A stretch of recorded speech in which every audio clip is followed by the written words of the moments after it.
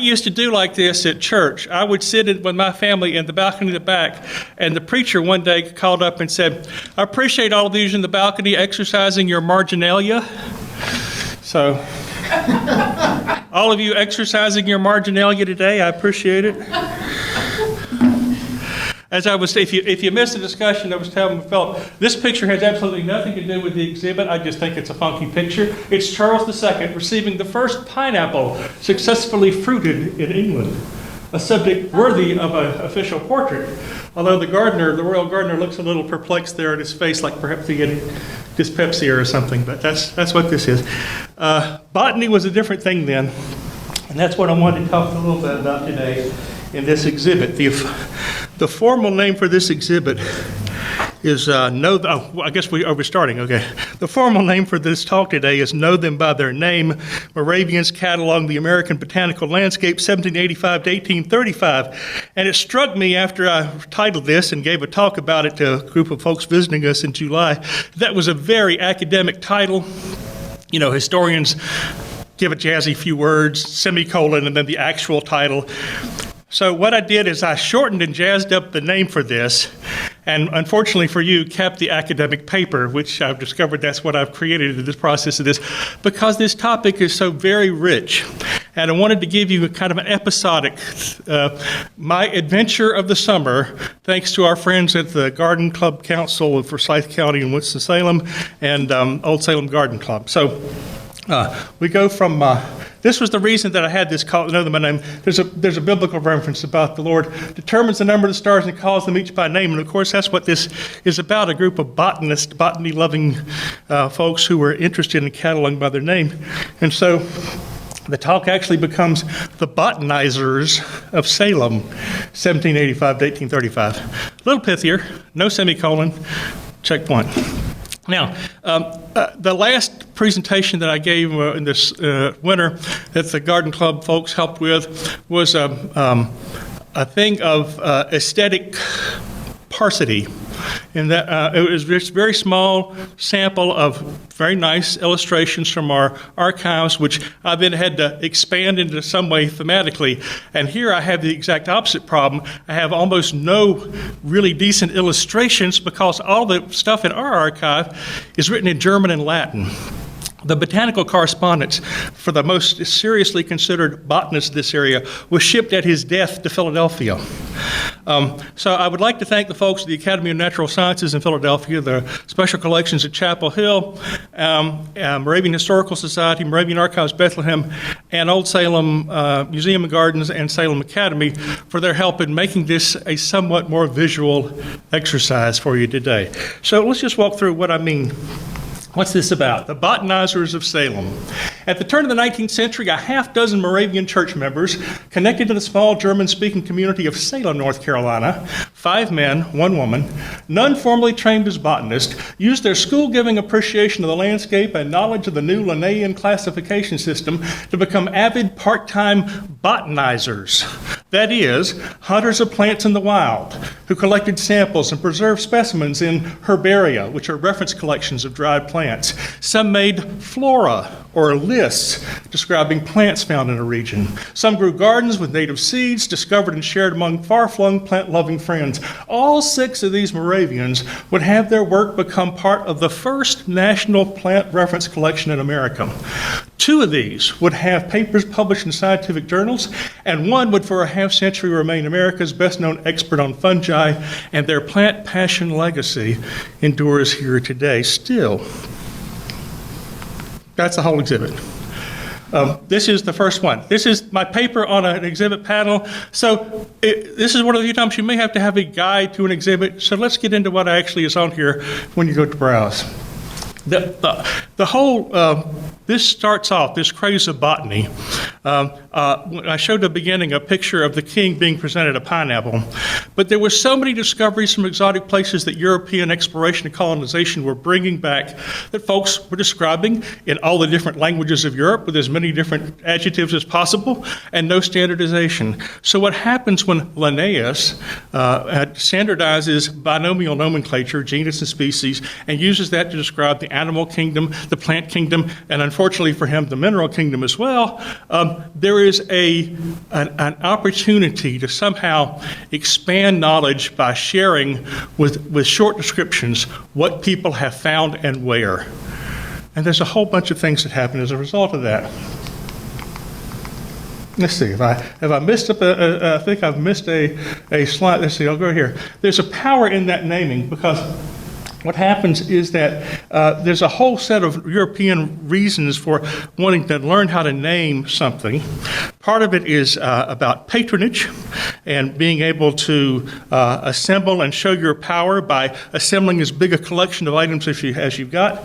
Another is, from a royal perspective, you want to show empire. You want to be able to catalog and say, oh, I have 500 plants. And the king over here might, I have 600 plants. And you're able to have a competitive nature of cataloging what you've got. All possible because of the system. Now, the system depended on counting the parts, the reproductive parts of a flower.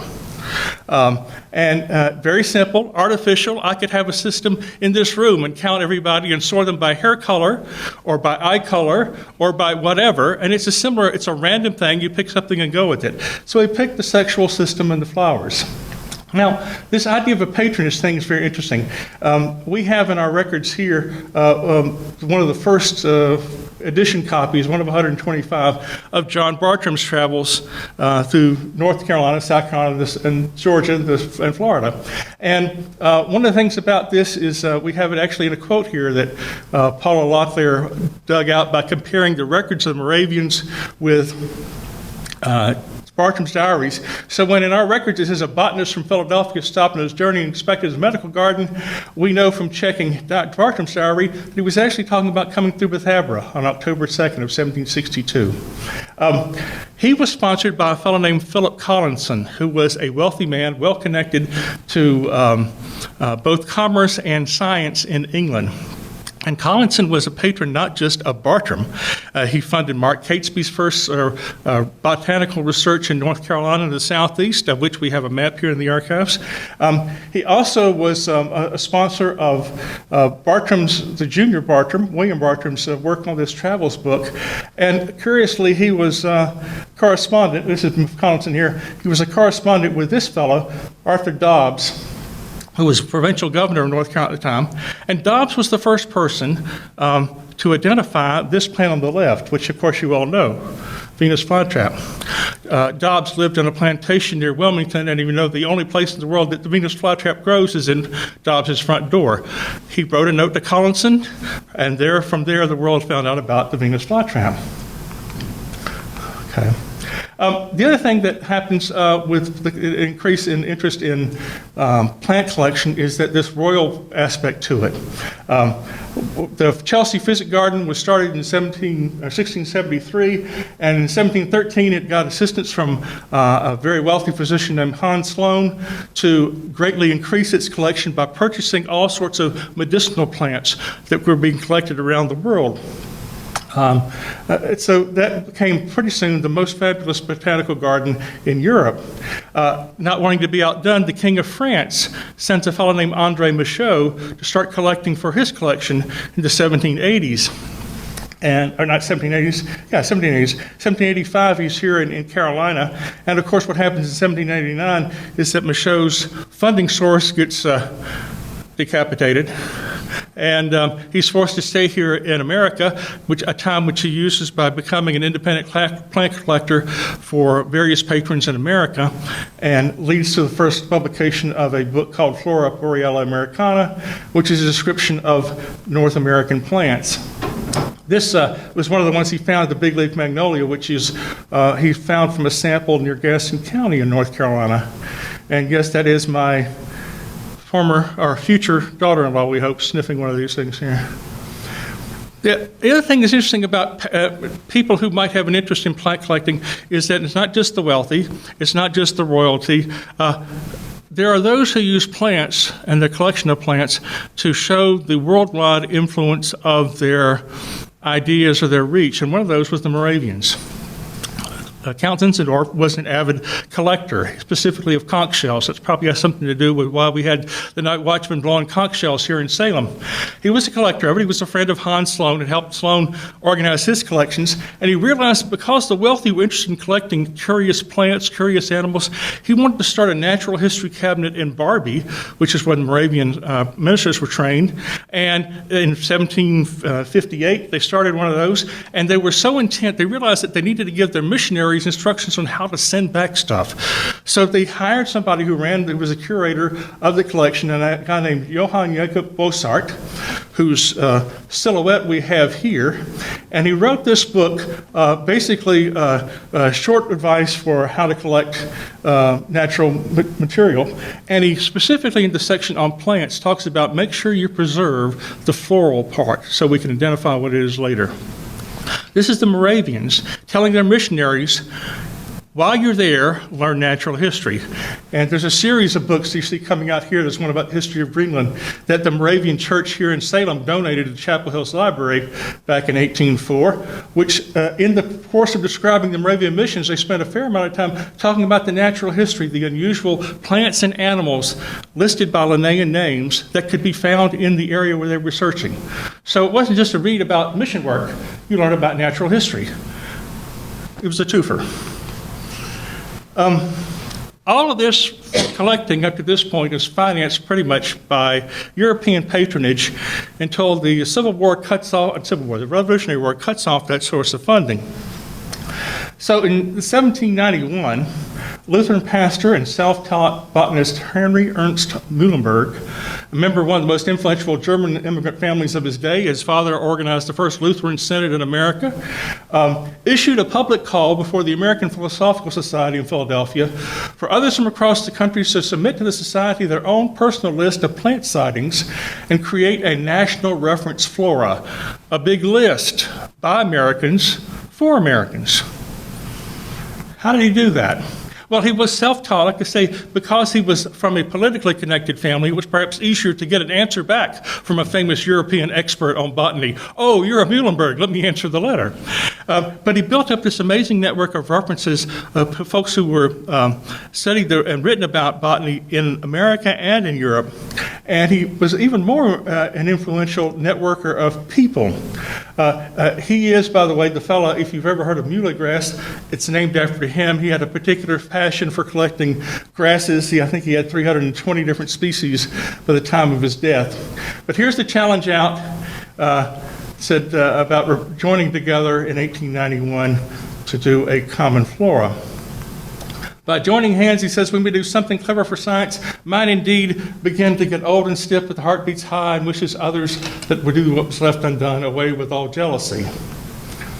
Now, in addition to this expertise network, one of the things he did was able to put together a collecting network. And key to that collecting network was his friends with his fellow German speakers up the road in Bethabara and Nazareth. And because it was part of the training to already be exposed to learning about natural history, it was a natural thing to make this connection. In the records of the history of the church up in the Nazareth Hall here, in 1800, there's documented where the boys had decided in a little plot next to the school to lay out a garden with only new and exotic specimens, and they were hoping to have the most cool collection of plants possible to study. They would go on walks, collect and bring them stuff, plant stuff back there to teach other kids what was new. The women at the Bethlehem Female Seminary, they also included nature walks as just part of their training. Their training did not include classical languages like Latin, which would be needed to read those botanical textbooks of Linnaeus, but they did include an appreciation for the natural landscape. This very interesting picture here, which is over at the exhibit at Moravian College Women over at Salem College right now, is a perplexing one to me because when I read it, this is a celebration of Christmas drawn by a woman named Anna Rosina Kleist. And I thought, I'm like, is this from a porch? What's the wall doing green there?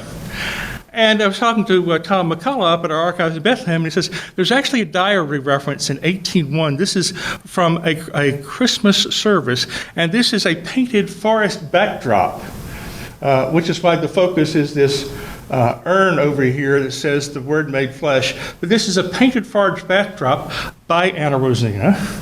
And then they stuffed some greenery there at the side to kind of give it a 3D effect. So this is a backdrop for their Christmas presentations that year.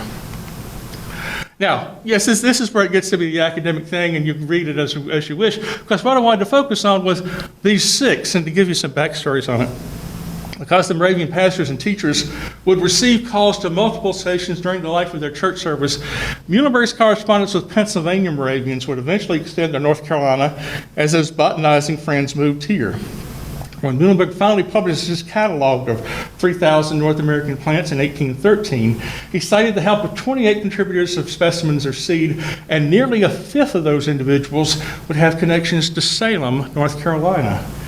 After his death, Muhlenberg friends bought his personal herbarium, which included plants gathered by the Salem 6 listed below, and we'll go through those in a second, for $500, which was a rather tidy sum in 1817. It was placed at the American Philosophical Society of Philadelphia to serve as a national plant reference collection. 5 of the 6 that we're about to go through had direct ties to Pennsylvania schools, while a 6th taught in Salem. This is the listing that was in the list of names, and here are the folks that are there. We know about collecting because it actually shows up in our records, this reference to Muhlenberg. Adelaide Fries does not focus on botany. That's not her story. Her story is a church story, and lots of other entertaining interludes. It's interesting to me that she finishes Records on Moravians with volume 7, the story basically of the end of her ancestor, de Schweinitz's time here. That's a nice tying up of her life's work, is to end with the ancestor for whom she has so much personal connection with. But there are references in there. Here's an excerpt from Mrs. Cramps, Samuel Cramps' diary, about visitors coming to Salem from 1810. It's in the Records of Moravians. He says, Mr. Vernier and Mr. O'Reilly from Savannah came here. On the latter day, he botanized. That's doing botany as a verb, not just reading it out of a catalog. Took a number of plants from here to Mr. Muhlenberg in Lancaster. Another language find here that's in German that it probably should have been in the botanical correspondence, but Adelaide Fries or whoever else was sorting it at the time kept it back, was the letter from Christian Denke to the Schweinitz. And he says, I'm corresponding with 4 and soon 5 botanists, Henry Muhlenberg, Benjamin Smith Barton, William Hamilton, Jacob von Vleck, and Gustav Dahlman from Salem. So there's a network of folks that these Bethlehem and Nazareth trained folks are collecting for, all interested in gathering information about the flora at the time. Van Vleck was the person to whom most of them had a connection to, because not only was he the leader of the Nazareth Hall for about 10 years, of the female seminary for about 10 years, he then later led Nazareth Hall for 5 years. He was actually in charge of both schools and got to know the school community very well from the 1790s to mid-1800s. And we have here a picture that's kind of famous, used by a lot of folks for a lot of different reasons, of Van Vleck from behind, drawn by Anna Rosina Kleist. It's a birthday card that was given to him in 1795. And we have here in our archive a list inscribed by him, but probably done by Cramps. This was Van Vleck's copy of a flora, or a listing of all the plants growing around Nazareth. Samuel Cramps, I just mentioned, he was an immigrant from Silesia, and he was not born and raised in America. He came and was assigned in the church system to lead up the boys' school the children's school in Bethlehem. And the first person that he met when he got to Bethlehem was Jacob von Vleck, who became his lifelong friend. And he soon became one of the first instructors at Nazareth Hall.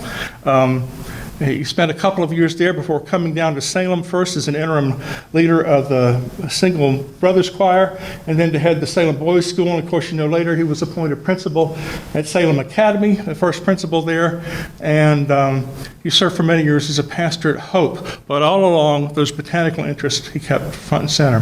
One person on this list, which nobody had a reference to, who he was a fellow named Gustav Dahlman of Salem. But although there's specimen samples in Muhlenberg's collection and one in the Linnaean Society collection in London, we found in the records here, in Records of Moravians, that he was actually brought over from Germany to be a teacher in the little boys' school, at which point he would have run into Samuel Cramps, and they would have started this organizing idea about let's go do botanizing together. So he was here for about 6 years, so came in 1799, left in 1806, and his brother paid for him to go back to Germany. We have one record of him in the Schweinitz correspondence. It's in Philadelphia, where his name is referenced as a contributor to Schweinitz's own personal collection of the plants that grew in Salem, which means he got Dahlman's list and made it part of his own. Denke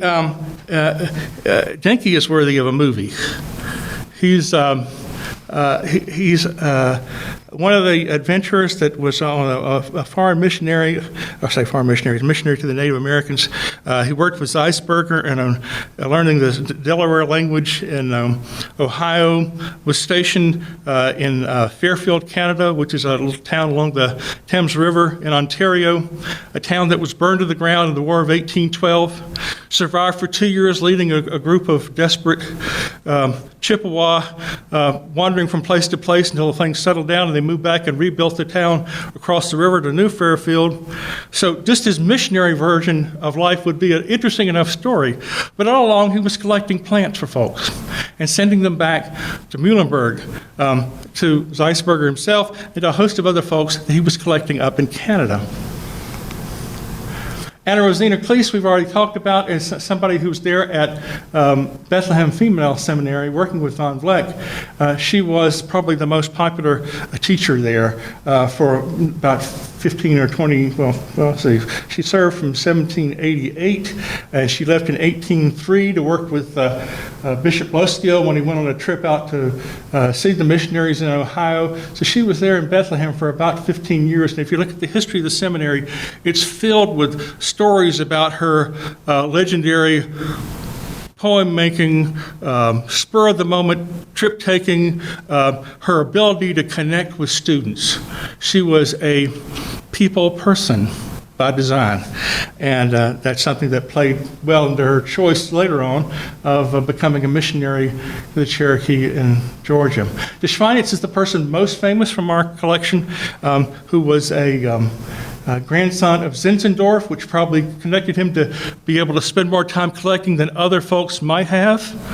And he was quite a collector. When he was in theology school, he grew up in Bethlehem, was friends with von Vleck and Denke.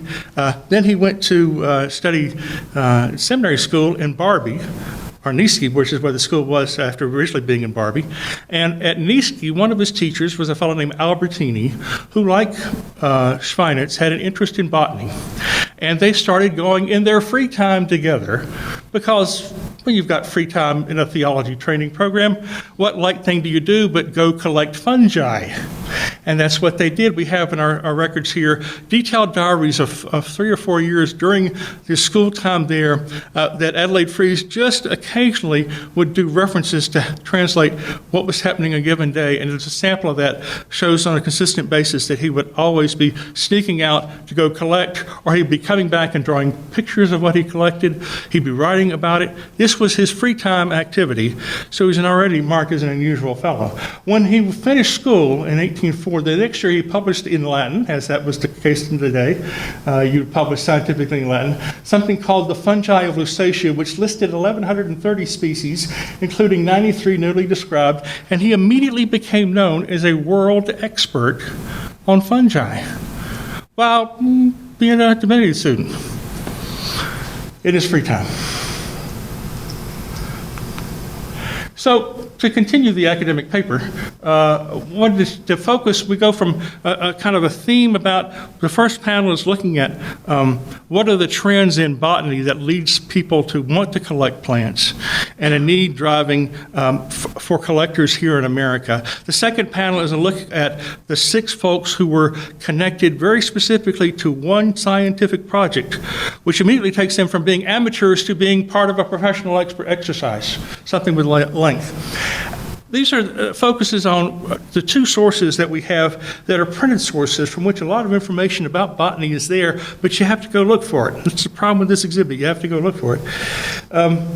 The two sources, of course, are Records of the Moravians in North Carolina, and our new series, Records of the Moravians Among the Cherokee. Both of them have extensive sections about botanizing, about the pastime, the avocation, the interest in collecting these plants. Here we have a number of quotes that we've sorted out by year about when Brother von Schweinitz today took a visit to Hope. The next day, he was in company with Mr. Cramps, or Brother Cramps, and they botanized in the neighborhood, and he returned to Salem in the evening. Go visit the Hope. Plan an extra day. I'm going to go look for plants with my friend, Brother Cramps. And there's half a dozen or more episodes in that. The other thing I wanted to point here is that why are there so few pictures? There's a fabulous collection of illustrations that von Schweinitz did of the fungi species in Lusatia. There are 5 volumes of illustrations. There's a drawing, a very beautiful colored drawing.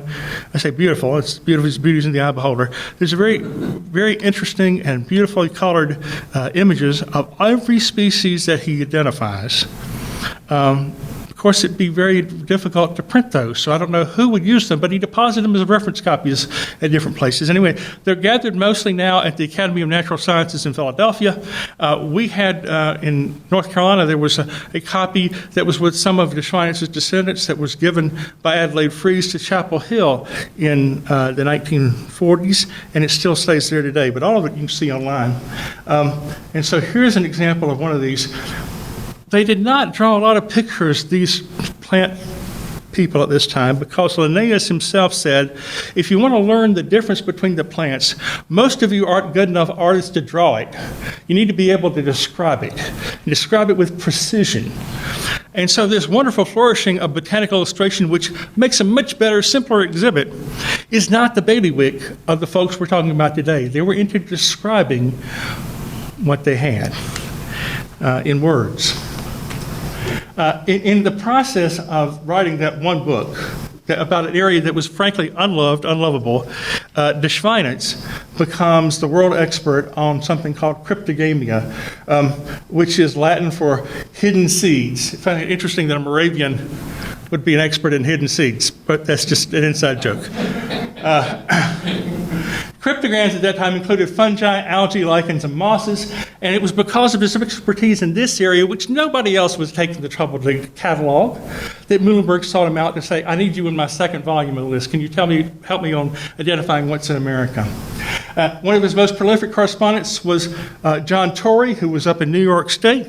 Torrey said hello by sending a box of plants to Salem, saying, here's a list of what I found. Everything in this box, I don't know what it is. Can you help me out? And that was like sending chocolates to, Forrest Gump. It spoke to him. He was intellectually bonded with Elisha Mitchell here in state. A professor came down from Chapel Hill and spent a summer here at Salem, and in the records it says Professor Mitchell was a regular attendee at church services, so he got nods for that. However, you can tell in his writing that not every botanizer is a botanist, de Schweinitz, and this is where you start to see the slow professionalization of science, as opposed to in the early part of the 18th century, botanist was really more an adjective than anything else, because you were a botanist explorer, or a botanist physician, or a botanist pastor. It was botanist was describing what you did with your free time rather than a serious scientific study, but was becoming more formalized. And one of the ways it's becoming formalized by this use of Latin, which was important to Schweinitz. And so he writes this letter to Torrey, says, when this is after Denke moves here in 1819, says, by the Reverend Denke, and I'm not sure how you pronounce it, and it's not that way in German, but it's the South, so go with me. Lately established in our vicinity, the Botanical Fraternity of North Carolina has established a valuable recruit and now forms a quadro. He counts as only 4 botanists in the whole state: Denke, von Vleck, himself, and Professor Mitchell at Chapel Hill. Now, he doesn't consider himself doesn't consider the woman in Cherokee country part of the botanical fraternity, but she does. She's there, and she writes and sends packages to Von Vleck, and she writes a glowing correspondence about what it's like to share a botanizing fellowship. Here we have a couple stories. Rich will understand why we have the tick up there, because there's a reference in there. It says, "Wish I was up there in Salem with you collecting, but I know you'll be enjoying the ticks. We don't have near as many of them down here."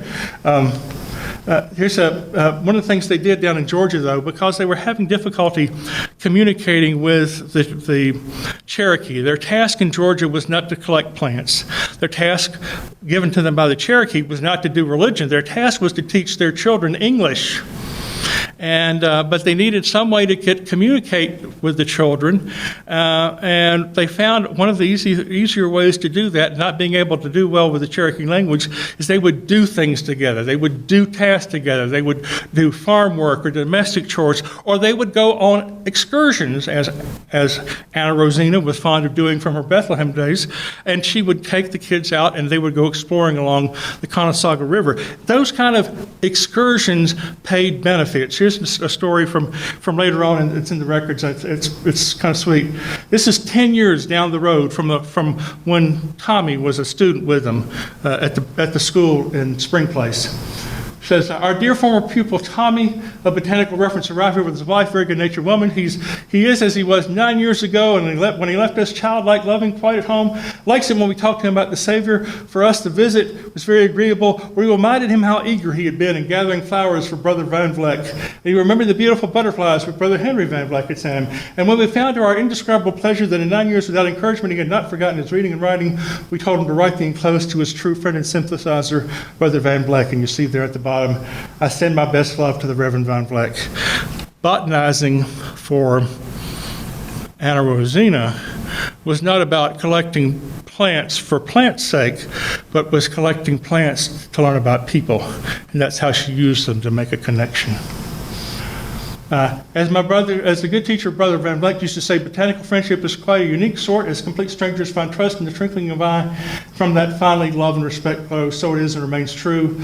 Yes, mere strangers in that love science, and as a result feel the urge very strongly and do wish always to be in a position to be of service in that respect to my most esteemed brethren and friends. I'll be glad to send you plants anytime you want, folks in Salem. 2/3 of the Helfer Conference Fruganza were botanists, so it was an easy call. She is famous as a publisher of a paper that was a throwaway. And I say that not to demean it. It was an afterthought. She was not, in her library, she was not a reader of Latin. She did not have Latin Linnaean textbooks. Her field guides to botany were very practical guides describing in English how things were.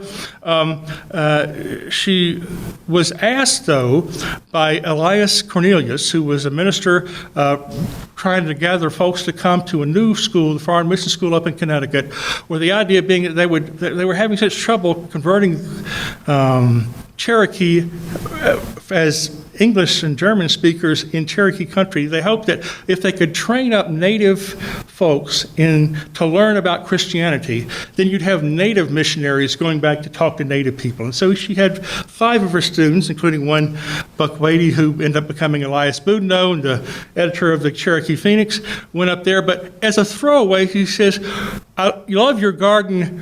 Could you write down all the stuff you've got here? This is fascinating." So she did. She wrote down a list of plants, and he gave it to this. He knew a friend of his named Benjamin Silliman, a professor at Yale, was starting a scientific journal, American Journal of Science. Now, what's fascinating to me, my old record past as a historian of science, is that this journal became the longest-running journal in science. It's still going on today. This paper, just a simple listing of plants it looks like from here. What's more important, that makes this an ethnobotany of some importance, is that she writes down how the Cherokee used the plants. Here, you can tell when she talks about redbud, Circus canadensis, children are fond of eating the blossom. The children were her teachers about Cherokee botany. I end with two sections, one on Salem's legacy and botany, one on botanizing Salem legacy. In the 18th century, the word botanist, as I said, almost always was an adjective. It started to professionalize in the 19th century, and it sort of always bothered me that people around here would talk about all these folks, if they had an interest in botany, were immediately botanists. And we take into, well, to me, you have to do more than just collect for yourself to be a botanist. You have to make an effort to publish, to share. These six did. But sharing an interest in botany, this was a time that the field was so not well defined that there was a real good interaction between amateurs and those who felt more professional. Still possible. But that community of local botanizers that were nationally connected to science started to slip away in the 1820s. Anna Rosina Kleist Gambold died in Cherokee country. The next year, the Schweitz and Van Vleck went back to Bethlehem. And 2 years later, Samuel Cramps would die. But their legacy survives in the work that they created while they were collecting here. Elisha Mitchell, I quote, say that he was hated to see the Schweinitz go, says, "Will you go and leave all the rich treasures of the Fayetteville Barrens and the hidden riches of the Sourtown Mountains and your new waterworks and your sincere friend, to say the least, at the Hill? Well, I suppose you must. I don't know that poor Carolina has right to expect to retain you, though I'm not the only person who will be sensible to the loss we're going to sustain." And you can see, the Schweinitz is one of the ones who discovered what's now called Lower Cascade Falls on the backside of Hanging Rock from here. I believe this is Nicole Cravy's picture of the sign that actually identifies the Schweinitz there, although it does not mention on the sign the reason that the sign is there, which is that the Schweinitz was the one who discovered the waterfall. We have in our records here a book, 2 volumes of an Eliot, no relation, who wrote a botany about South Carolina and Georgia. He was a corresponding friend of Schweinitz while I was here. And his preface sums up the difficulties of being a botanist in the time period that these folks in Salem were working. As opposed to their friends in Europe, here in America, this author never had leisure or opportunity to visit every portion of the district whose plants it includes. He had no opportunities to access a botanic gardens where he might observe those plants which had escaped his researches. He had not been able to consult but a very small number of those costly books from Europe. He couldn't get the journals that were describing plants in North America. He had no opportunity of inspecting any herbarium except for the one that, through the kindness of his friends and his own exertions, he himself put together. So your friend network, your collecting network, became the way you learn this subject. It's a very different way than what we would expect nowadays. At Philadelphia, you see the Salem. We have 2 copies of a Salem flora that's here. One that says very clearly, I think it's a Holland copy. It's a copy of this, supposedly, but it's not. Not at least not its in totality, because the original Salem flora list that the Schweinitz has, he took a very detailed listing of what he found in Salem, and then he puts aside a note of whether the plant was found in the Bethlehem area. So you see here on the left the description where it was found in Salem. On the right, he says found on the other side of the Lehigh. So he keeps it going. What's fascinating to me is that all this stuff collected is still available to come and be seen in Philadelphia. Here's the fellow who runs the herbarium at the Academy of Natural Sciences. And you see here on this digital scan, this is a species of spurge that was collected both in Canada and in Georgia. Genke's specimen on the one side, Gambold on the other. And that still is a reference collection. The most referred to botanical collection of material, though, is that collection of rust, smuts, fungi that the Schweinitz put together, because nobody else was doing it. And that's still to this day used as a reference place. And scientists will go there and even clip portions of the samples he collected to do DNA testing on that material to see if it's somehow related to some other species they found. So it's fascinating that that's there. The Mrs. Denke, Denke was the last one who survived around here of the group. She herself, this is Denke's second wife, who lived in a house that's now on Salt Street, used to be at the corner of Factory Row and Bank Street. And there's a picture of Salem where you see that beautiful garden in the back. She taught for many years students at Salem College. Emma Lehman taught for 50 years. Her main teaching area was English, but in the best of botanizing tradition, she took the kids out exploring. She herself discovered a species of plant that Schweinitz had the monotropsis, the sweet pine sap. She discovered a fall sport of the spring flowering plant, and actually for a brief period of time the plant was named in her honor. Still, this collection today, the collection of Doing a Herbarium, persists at Salem as it must have from the time of Cramps. They showed me what they claimed were samples from Cramps and Danke in their collection. Unfortunately, they're not labeled. They're not done very well. This is in the middle. You see very light pencil marking here, and this is the condition of the sample. But they keep these there back from those early days of collecting that had to go back at least to the 1820s and 30s at Salem Academy. And what I found fascinating is I saw a sheet in there that a student had done in 1993, where the students still continue to go out and collect plants and mount them as part of their training in botany. And this was a plant that I like a lot, Carolina Allspice. It grows in my yard. I can tell it by the little flowers. And when I was in Philadelphia, one of the few non-fungi illustrations that I found in a sketchbook from Schweinitz was this very pretty drawing, watercolor that he had made of the Carolina Allspice in bloom, which I have growing now out of the garden in my backyard. I close this with this line that's at the bottom of Muhlenberg's book. Health and prosperity to them and all lovers of botany. You had to really love it to spend the amount of time these folks spent with it. It was something every collector of anything could identify with, the passion of collecting. But it's the passion of collecting merged with the networking of sharing information in a day before digital and print, and then the commitment to a greater scientific goal that makes these six a very important part of the Salem community history to know about.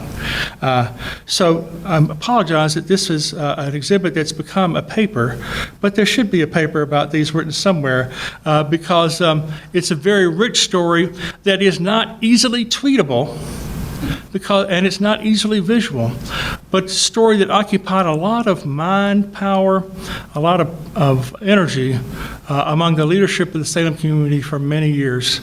And I hope you've somehow had a sense of learning a little bit more about it today. Thank you.